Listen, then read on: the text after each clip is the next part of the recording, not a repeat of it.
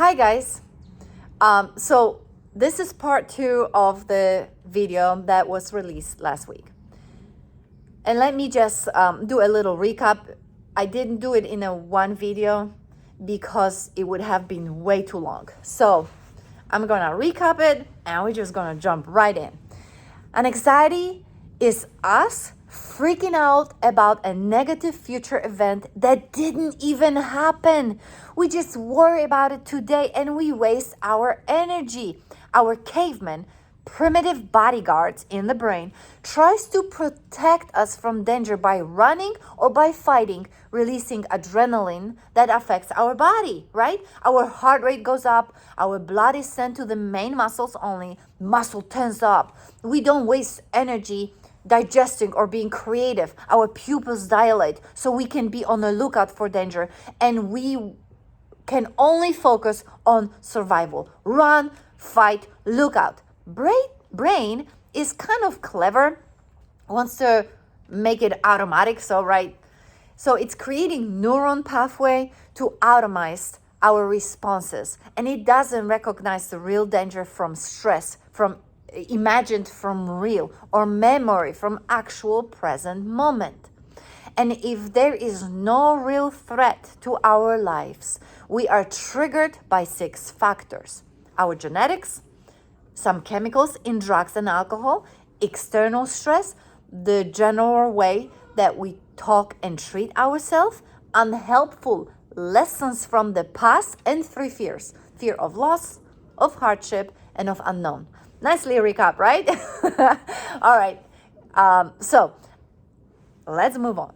Our primitive reactive brain responds to all those triggers as if we were in the actual physical danger, being attacked by a wild animal or by, I don't know, another caveman who is trying to take our stuff, right? The good news is that the reactive brain, this Flintstone caveman bodyguard, is only a small part of our brain.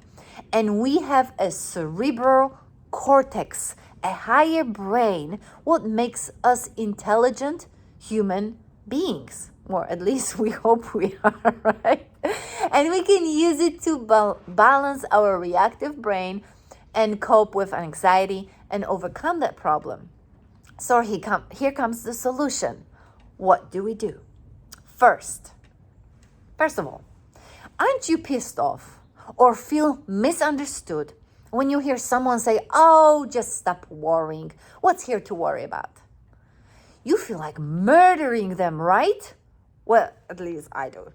Worse yet, you are a jerk to yourself and you say things to yourself. "Oh, stop it, shut up, you stupid, just do it. You're such a wuss loser."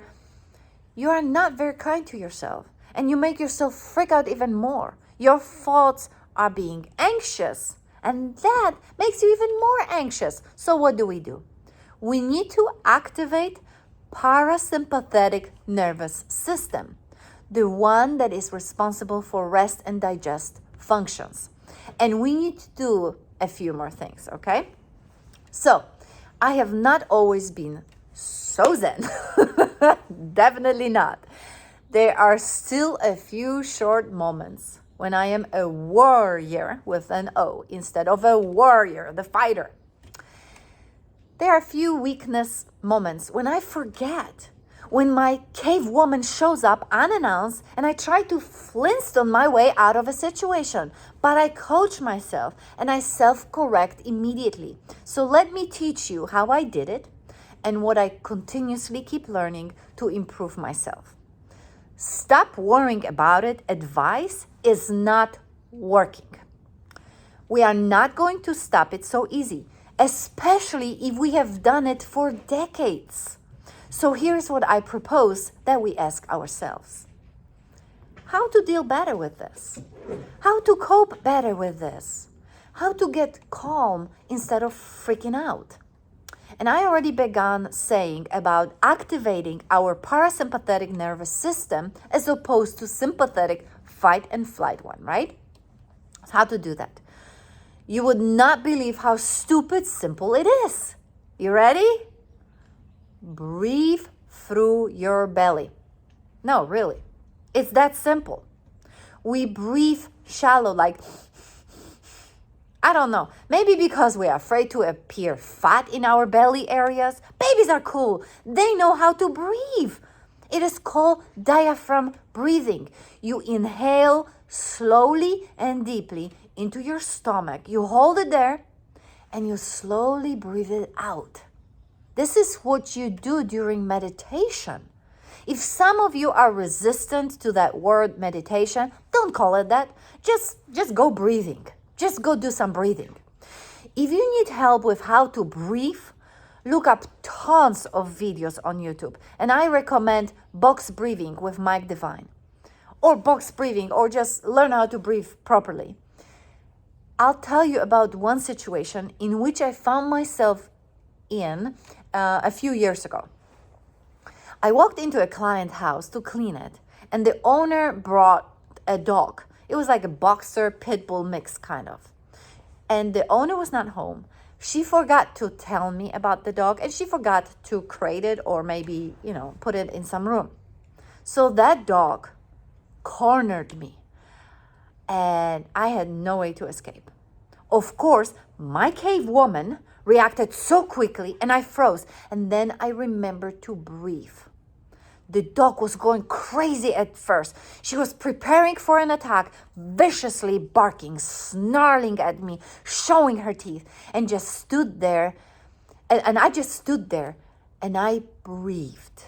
And each breath became deeper and deeper, and I grew calmer and calmer with each second.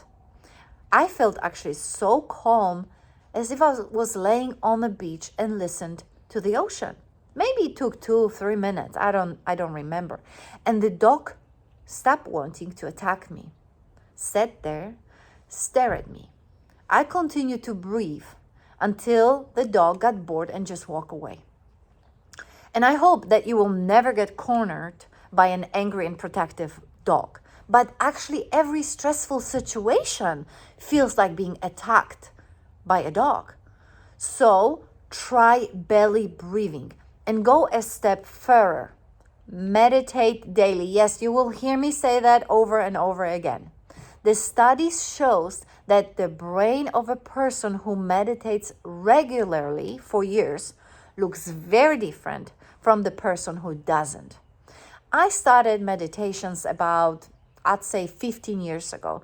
I sucked at it at first. Sorry guys, my alarm went off and it shut the video. Stopped recording. So what was I saying? Yes, so I sucked at meditation at first. I was falling asleep almost constantly, right? And now I can meditate 2 to 3 times a day, and which I do actually. And I can remain awake during meditation that lasts even over an hour at a time. I'm not telling you to devote that much time to meditation. I'm just saying that meditation has a compound effect. Meditation saved my life, my health, some of my relationships with people. And I can be calm, really calm and alert at the same time, even if in a very stressful situation. And what is best about regular meditation is that the more you do it, the quicker you calm down and reach a peaceful state. So this is my first tip for coping and overcoming anxiety. Actually, there are 2 tips, right? The belly breathing and meditation. Third tip. And you can do one or the other or both. You can change your neurological reaction from full-blown freak out to full calmness in just 2 minutes. How? It's easy. Put on your headphones and turn on the song that you love listening to, and you listen to it with your heart. Listen to the beat of the music, and it works. The other way is to smile. I know it's weird to start smiling when you freak out. Just try it. Slap a smile on your face. Even when you fake that smile. Move the corner of your mouth up, and you will not be able to help it but smile for real. Or better yet, laugh out loud. When you argue with your spouse, for example, or you're mad at your kids, and or you are like anxious about something and you're freaking out, just start laughing loud. Before you know it, your tension will be gone. Oh, that's stupid, Ella. It doesn't work. Did you try it? Try it a few times and then tell me it doesn't work. It does work, no matter if you want it to work or not. This is how human body works. This is our basic biology. And you are not that different than anyone else in this world, in that matter. It works. Just try it consistently. My next tip is self-development. So I am a coach. I use negative thinking or failures and I turn it to mine or yours advantage. So instead of saying, stop worrying about it or trying to stop something, I turn this situation around and I start asking myself a different question. What must I begin to do to develop more confidence and strength in my life? What do I need to do to develop more competency, more abilities, more skill set, talents, to make me a whole-around person who is capable? You should concentrate on plan of developing yourself much more than dwelling on anxiety, inadequacies, worries. It stops anxiety even without you working on stopping it, okay? Having a little anxiety is good. Listen to this. If you are no longer anxious about doing your best delivering, for example, speech, or doing the best on your job interview, or impressing the girl or the guy that you want to be with, or writing that book, or performing your task at work with excellence, if you're no longer anxious about all of this, it means that you do not care enough anymore. You want to have a little performance stress to give you edge, as long as it is utilized as tools to pay more attention, to focus, to execute, versus as an excuse to stop. So, how have you been using your anxiety? As a performance enhancement tool or as an excuse to stop? World's highest performance use it as tool. They say, ooh, I'm nervous. That means I'm in the game. I need to pay attention. And you know what else high performers do? There's a tree falling down. They develop themselves in all the areas. They develop themselves physically, mentally, emotionally, financially, spiritually, relationship-wise. And as they do it, their anxiety goes down. The next tip, find triggers and facts, and we'll always face an anxiety. That's the fact. So my next advice is to figure out what triggers you, first of all. Just ask yourself, this worry, this anxiety, where is it coming from? Did any thought just came up, or it's freaking me out right now? Did any person say something to me that is freaking me out? Did I get lost in all my distractions, in my concerns, my worries, so I lost the sense of what my goal is? To overcome it is just re-aiming your focus toward things that you do want. And from part one of anxiety, you know what triggers caused it. So let's then coach you through the triggers. Let's find facts and let's cope with it and overcome it. I already mentioned before about overcoming some of the triggers with reducing stress, coping better with it. And yes, I will have a video. I have a video planned to teach you about it. Another one is limiting alcohol and drugs. And I can't help you with that. You need to be ready to make that change, to take responsibility for your addictions and seek help. But you can bet there will be a video since I have some people whom I love dearly who deal with it. And I am a witness of it. So yes, there will be a video about how to deal with addiction. Change the way you speak to yourself. Be kind to yourself. Be gentle with yourself. Respect yourself. Love yourself. I have devoted the entire chapter in my book of at least 15 ways how to love yourself. And you guessed, yes, I will release a video about that too. It is such an important topic. So let's move on to dealing with unhelpful lessons from past experiences. I have already spoken about those examples in part 1, but it is worth repeating here. So we can deal with overcoming this particular sets of triggers, right?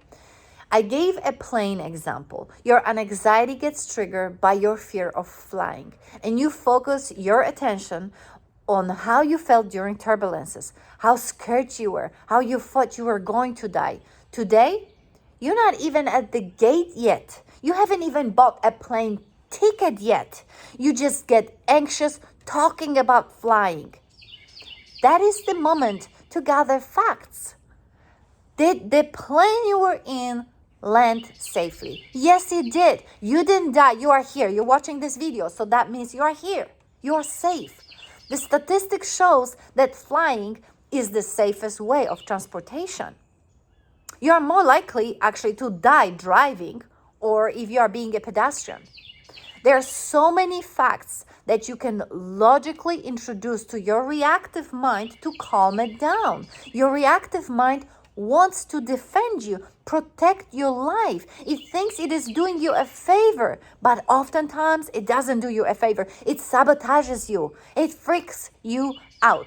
So always find the facts and act on the facts, not your reactions to triggers. What I mean by it, let's say you get shaky, uneasy, your heart races, your mouth is dry. At first glance, it looks like an anxiety.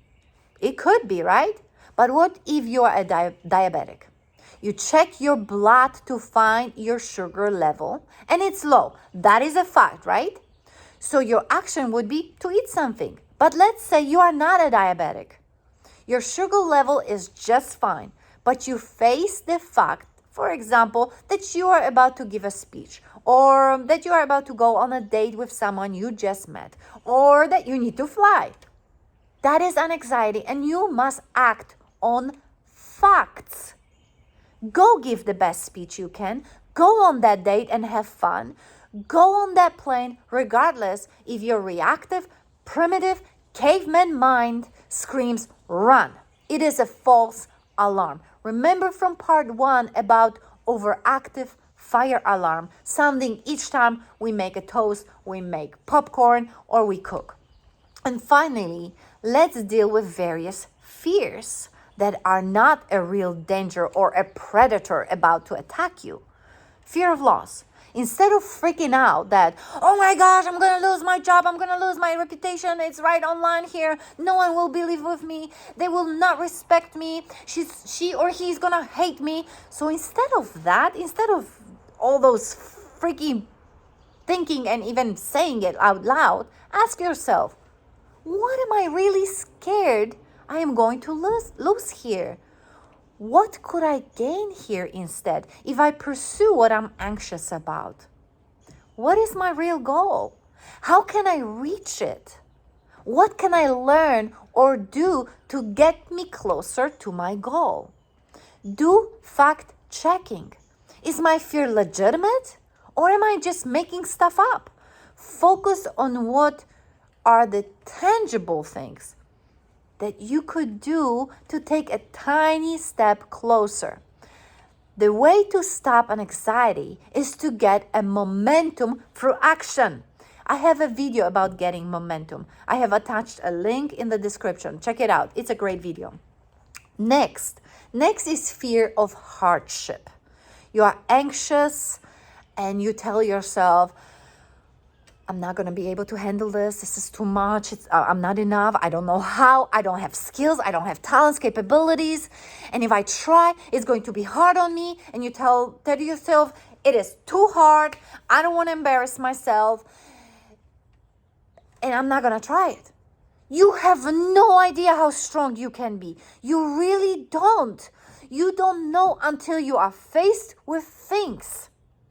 Remember the moment that you fought something overwhelmed you so much, but yet you conquered it. That's your strength. I am stunned with what I can handle today that would be impossible to handle even a few years ago. Think back to your life. What in just past year you were able to handle that you could not imagine being able to face or handle? I bet you that you are a tough cookie now. You are a badass today, aren't you? Give yourself a pat on the back. You are for sure rocking it today, baby. Acknowledge yourself. Good job. Well done. Were you anxious before doing it? I bet you were. I bet you were thinking to yourself, oh, let me check my pants. There were times in my past that I thought I will vomit or crap myself. I was so anxious. But I stepped into my power, into my greatness. And I know you did too.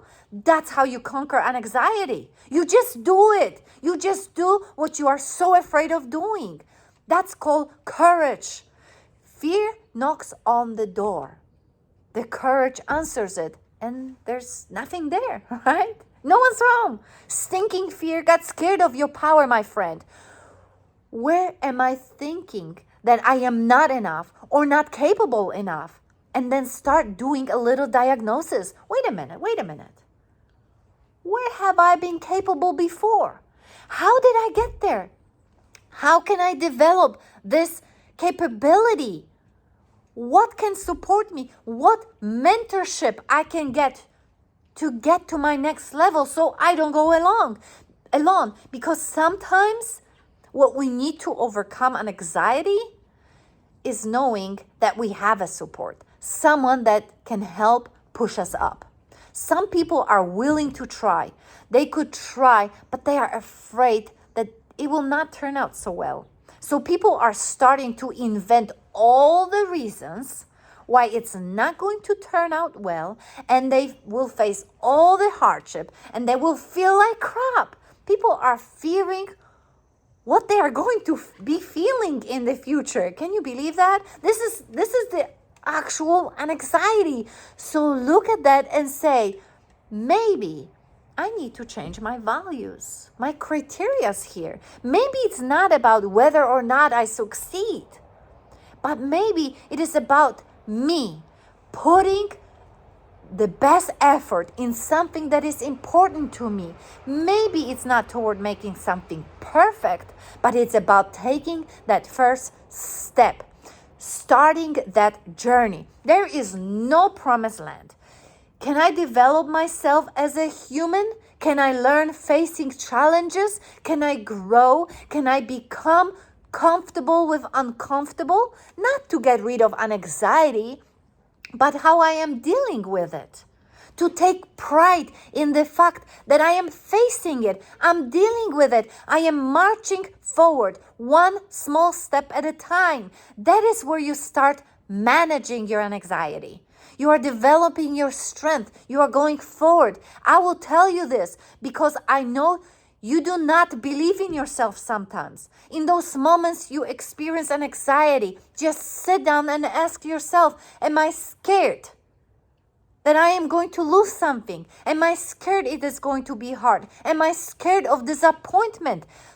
Is anything a fact that I'm thinking? Even if it is, am I going to let it stop me? Am I going to power through it and use a little bit more focus and take action to keep the momentum? I develop my strength. I lower my anxiety. And it is up to you, my friend. Are you going to let an anxiety defeat you, or are you going to weaponize it and take a charge of your fears? Whew. Okay, I'm done screaming. Don't get anxious. That is all I got for you today. If you liked it and it helped you, and you know someone who deals with anxiety, share it with them. Share it so they can benefit from hearing this video. Spread the word. Subscribe to receive more video. Like it, comment on it. And most of all, Take charge of your own anxiety. You deserve a joyful new life. That's all. Thank you. Bye.